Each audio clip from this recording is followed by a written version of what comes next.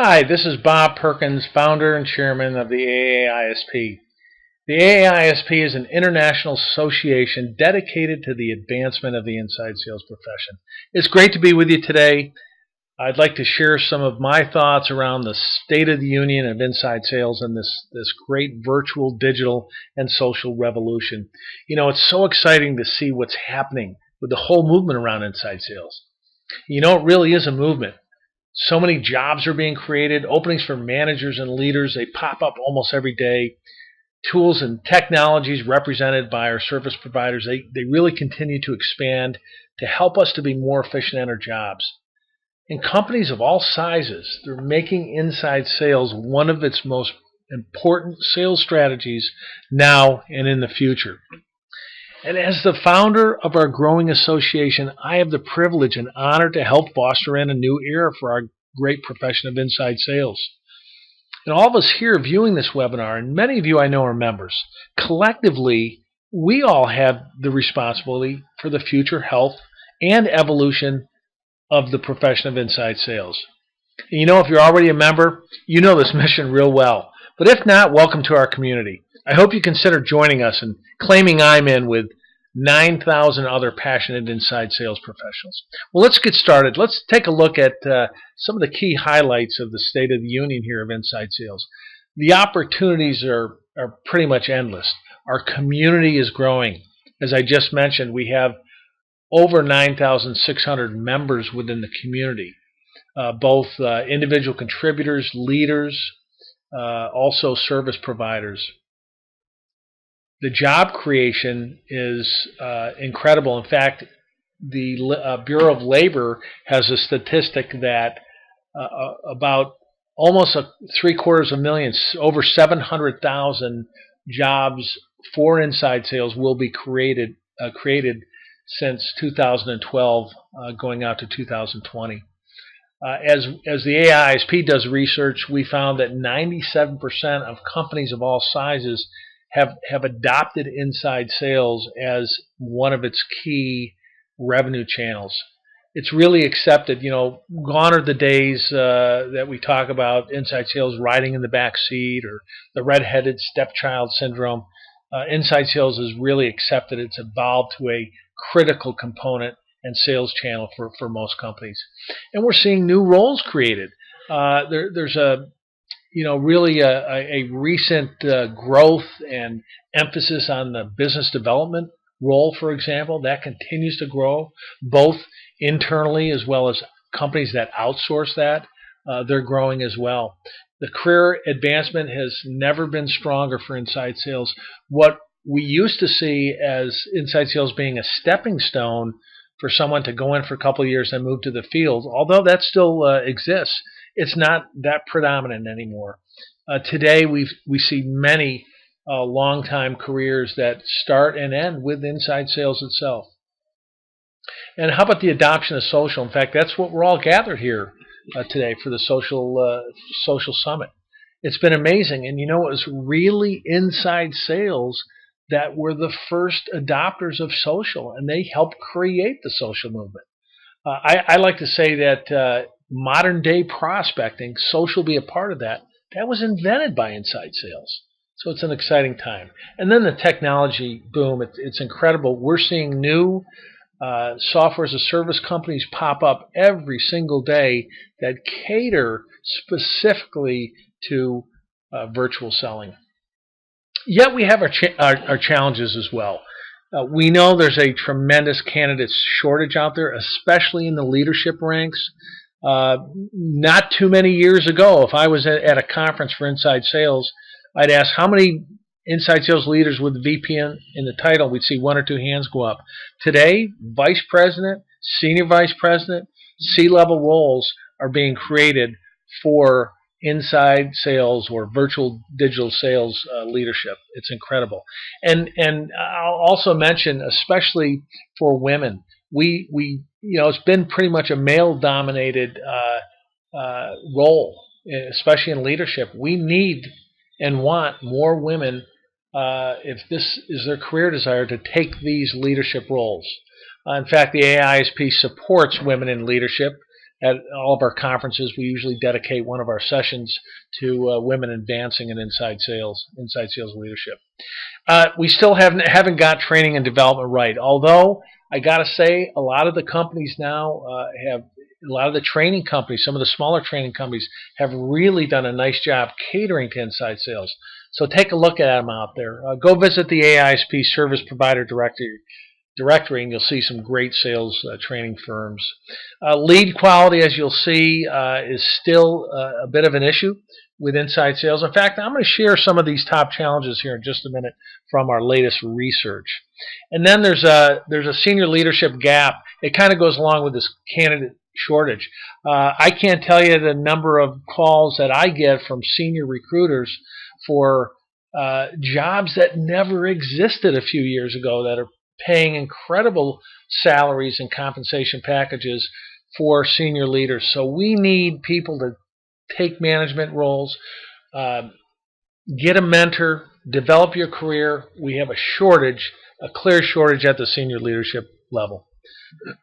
Let's go ahead and look at some of the statistics that are out there. Here's one on growth, and as I mentioned before, you can see that since 2011, about in an 8-year time span, we're going to see almost 750,000 jobs created for inside sales. And this is in the U.S., by the way.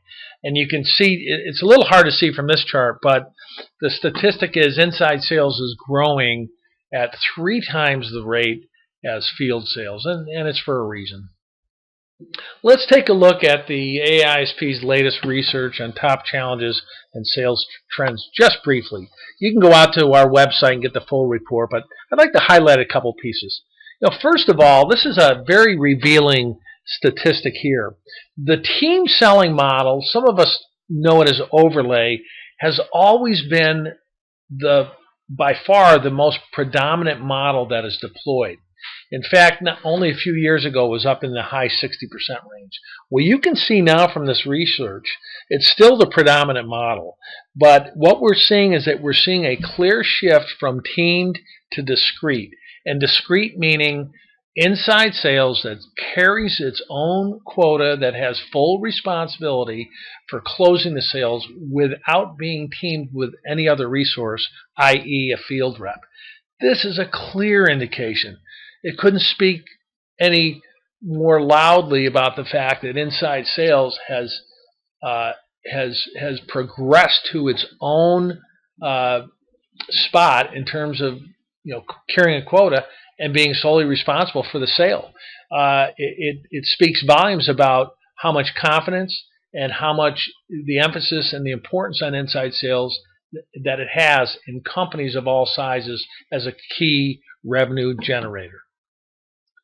Here are the challenges that the leaders selected, and for the past 4 years actually that we did this, these top 2 or 3 here, training and development, and recruiting and hiring in particular, have made the top 3 the last 4 years.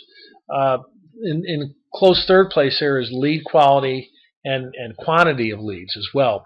But what we're seeing is, because a phenomenon's happening here, and it's around how fast inside sales is growing.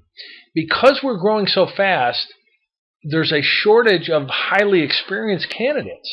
So companies have to actually look to recent college or college hires to fill their open positions. And because of that, we need to train them, and we have identified that we have a training gap. We don't quite know how to best train when someone is coming in this raw without much experience. Now, when you couple that job growth and shortage of candidates, you couple that with the fact that, and I'll go back a slide for a minute, the fact that we're now carrying the full discrete quota in many models, the skills required to carry that quota, it's not just like it used to be to support a field rep, but now you got to research prospect. You have to be really good at virtual demonstrations. You have to negotiate. You have to propose, do a great proposal. And you have to do that predominantly virtually over the phone via the web. Those skills now are mandatory for all these new hires. So you can see the acute issue we have of really trying to develop and train people. So that's a big area of focus of the association. And I know as I speak with member companies, they're looking at it too. Now let's switch gears. A couple years ago we decided, well, we can ask managers what are your top issues. Let's go ask the frontline reps. And what's interesting is you'd expect the reps to say, well, I don't get compensated enough, or my quota's too high, or senior management doesn't engage. But notice those things are way down. They too say, I need training and development, right? I need coaching. And also, they say we need better quality of leads, as well as the leadership said. So this was a very revealing statistic that we found. So let's switch gears a bit now, and let's talk about future trends, okay? And as I opened up, and the topic of this was the virtual, digital, and social revolution. So I just want to touch on those briefly today to kind of set the stage for this entire social selling summit. And by the way, I want to give a quick shout out to our hosts here today, HireView as well as Sales for Life. I want to thank them for the work they've done on this summit. It's great that they put it together. I want to thank them for having me here and allowing me to present to you all. So make sure you thank them as well. They're doing a great job. So let's go ahead and look at the first one. What's this virtual sales trend? Well, in our last research, we asked around what type of virtual tools are you using, right? And we know, right, there's been a lot of statistics out there around how far the decision maker goes down the sales cycle before they get engaged, either face-to-face or over the phone with the sales rep, and it's quite far. So some of these virtual selling tools are supporting that.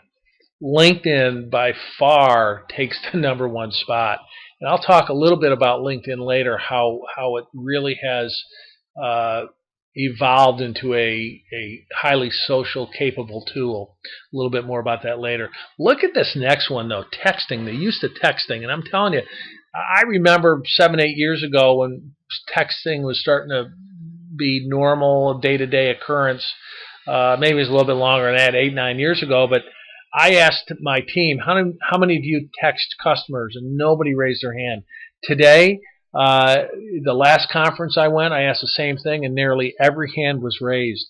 So you're seeing the mode of communication, the mode of making contact is evolving. It's becoming highly virtual, and it's supported by some of these tools.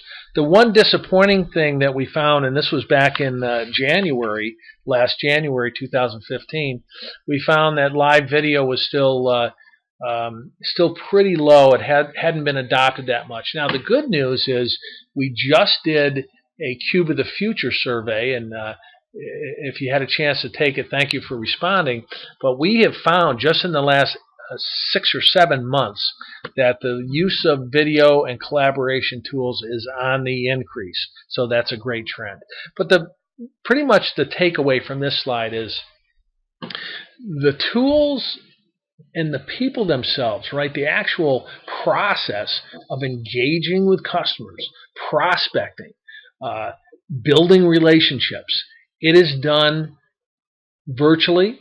And more is being supported. More and more tools are supporting the virtual selling process, and it's making it easier for customers who, by the way, they indicate they want to be sold to virtually, right?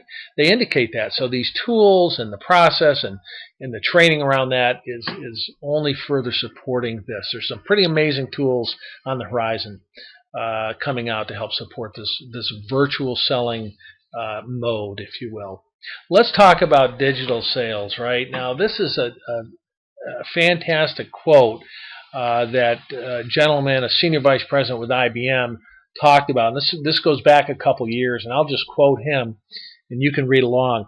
The digital revolution is changing the way buying decisions are made and commerce is transacted. And this is a key point right here.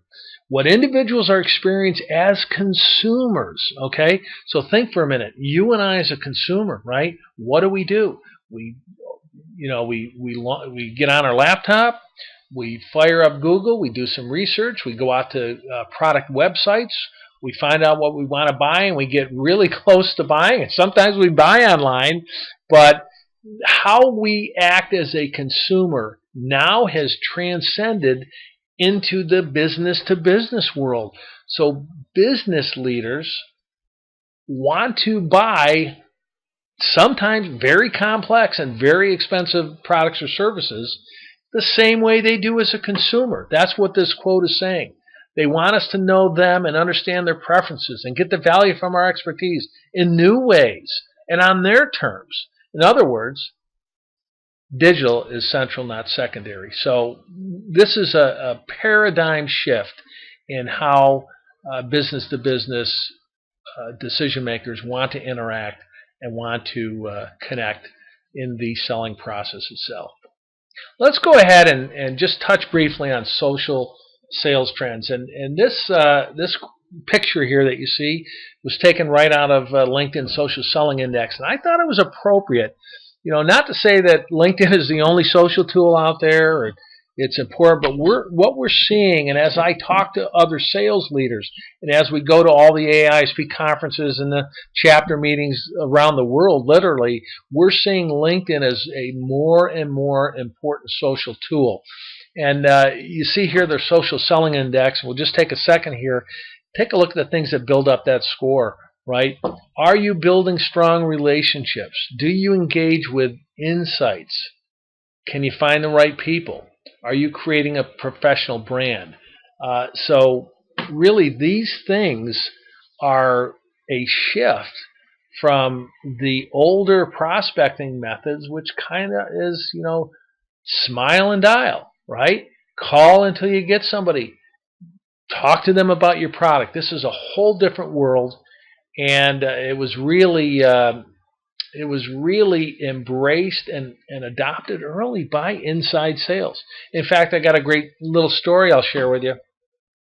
Back a few years ago, as I was still a leader, a practitioner of inside sales, we put together this, what we called a call camp, and we actually invited the field sales reps to come to the inside sales organization, and we trained them on things such as leaving voicemails and writing emails and how to get through gatekeepers and things like that, via the phone. Because, oh, by the way, field sales is doing primarily all their prospecting virtually, just like inside sales. But anyway, we asked them how many are using LinkedIn and how they're using it. And it was interesting to see how further ahead inside sales was with the use of LinkedIn than the field. So, social is, it was a big buzzword several years ago. Maybe it's not as much of a buzz today, but it's still critical. It's important. And many sales leaders are still looking to harness its power. And these are some of the ways that can be accomplished. So let's sort of conclude today and take a look at where do we go from here. The state of the union of inside sales, it's great. It's a growing profession, right? Lots of opportunity, some challenges we're dealing with. Where do we go from here? What does the future hold? Well, first of all, I'd encourage everyone on the webinar today, embrace this age of digital selling. Right?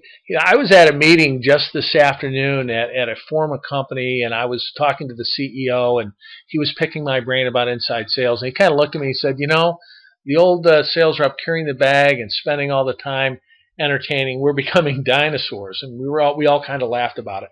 But all of us, and, the line between inside field is blurred anymore. So it doesn't matter where you sit or how much you get out in the field, all of us can embrace the age of digital selling. We really need to develop tomorrow's leaders. I'd encourage you, if you're a member, even if you're not a member, join AA-ISP. Take advantage of the mentor program. We have a great mentor program. It's in place in part to help develop people further in their careers and help develop tomorrow's leaders. Adopt some inside sales best practices. There's so much information out there you can study, you can try. One of the attributes of the high-performing sales rep, whether you're inside or the field, is the thirst for improvement, right? Continue to improve, continue to read, and try new best practices in your sales process. Embrace social. That's why we're here today. I hope all of you get a chance to sit through a lot of the sessions and learn some new social techniques that may help you in your sales effort. In fact, I intend to get on some of these sessions as well so I can learn some of these things. Then finally, I mentioned it before, claim I'm in. Join the movement. The AA-ISP is a wonderful community. In fact, when people show up at conferences, they say, this is unlike any expo I've been to. It feels like a family reunion. Join the AA-ISP, become part of the community, give back, right? Maybe you can volunteer, be a chapter officer. We have 70 chapters, 50 some odd in the U.S. and 20 plus globally. So get involved in a local chapter near you. Become part of the movement. I'd like to thank everyone for taking a few minutes to be with me today to look at the State of the Union of Inside Sales. It's something I'm tremendously passionate about. I believe in what inside sales is doing. I know social selling and inside sales shares a kind of a common bond and having kind of grown up together. So hopefully you're going to enjoy the rest of the event. Please feel free to reach out to me. There's my email as well as my Twitter handle. I hope to hear from many of you in the future, and I really hope to see you at one of our future AA-ISP events. Thank you very much.